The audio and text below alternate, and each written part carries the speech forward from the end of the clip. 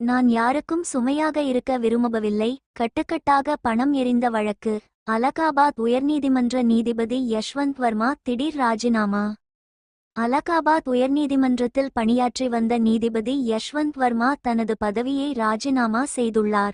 இது தொடர்பாக அவர் ஜனாதிபதி திரௌபதி முர்முவுக்கு கடிதம் அனுப்பியுள்ளார்.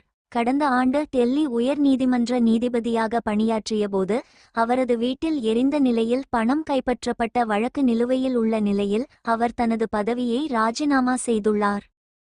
டெல்லி உயர் நீதிமன்ற நீதிபதியாக பணியாற்றியவர் யஷ்வந்த் வர்மா. இவரது வீட்டில் கடந்த ஆண்டு மார்ச் 14ஆம் தேதி தீ விபத்து ஏற்பட்டது. அப்போது அவர் வீட்டில் இல்லை, குடும்பத்தினர் மட்டுமே இருந்தனர்.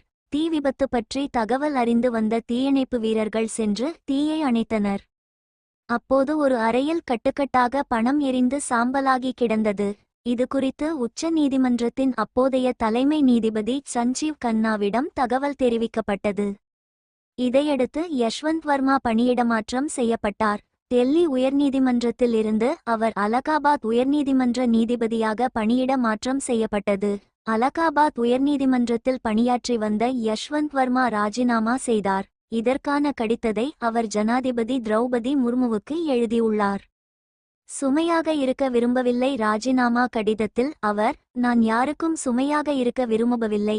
இதனால் அலகாபாத் உயர் நீதிமன்ற நீதிபதி பதவியில் ராஜினாமா செய்கிறேன். இந்த ராஜினாமாவை உடனடியாக அமலுக்கு வரும்படி செய்ய வேண்டும் என வேதனையுடன் தெரிவித்துக் கொள்கிறேன். உண்மையில் இந்த பதவியில் பணியாற்றியது மரியாதைக்குரிய ஒன்றாக கருதுகிறேன் என கூறியுள்ளார்.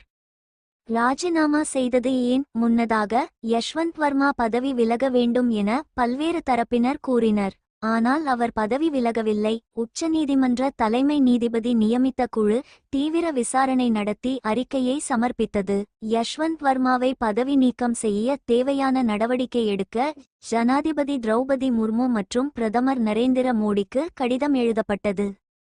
இது ஒருபுறம் இருக்க, யஷ்வந்த் வர்மாவை பதவி நீக்கம் செய்ய வேண்டி லோக்சபாவில் 146 எம்பிக்கள் கையெழுத்திட்டு தீர்மானம் கொண்டு வரப்பட்டது. நீதிபதிகள் விசாரணை சட்டம் 1968 கீழ் நீதிபதி யஷ்வந்த் வர்மாவிடம் விசாரணை நடத்தி அவர் மீது நடவடிக்கை எடுக்கும் நோக்கில் நாடாளுமன்ற லோக்சபா சபாநாயகர் ஓம் பிர்லா மூவர் குழு அமைத்துள்ளார்.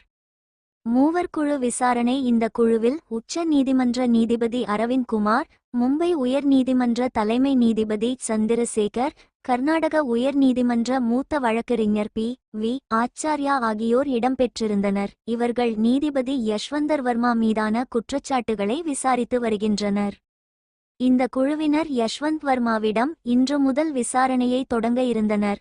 இதற்கிடையே தான் யஷ்வந்த் வர்மா தனது நீதிபதி பதவியை ராஜினாமா செய்துள்ளார். இதன் மூலம் நீதிபதிகள் விசாரணை சட்டம் 1968 கீழ் அவருக்கு எதிரான நடவடிக்கைகள் அதிகாரப்பூர்வமாக முடிவுக்கு வந்துள்ளனர். குற்றவியல் விசாரணை தொடரும். நீதிபதி பதவியை ராஜினாமா செய்தாலும் கூட வழக்கு தொடர்பான குற்றவியல் விசாரணை தொடர உள்ளது. யஷ்வந்த் வர்மா வீட்டில் எரிக்கப்பட்ட பணத்தின் மொத்த மதிப்பு .15 கோடி ரூபாய் இருக்கும் என்று கூறப்படுகிறது. இதனால் அந்த பணம் எங்கிருந்தது வந்தது, பின்னணி என்ன என்பது தொடர்பாக போலீசார் விசாரணை மேற்கொண்டு வருகின்றனர். இது யஷ்வந்த் வர்மாவுக்கு சிக்கலாக பார்க்கப்படுகிறது.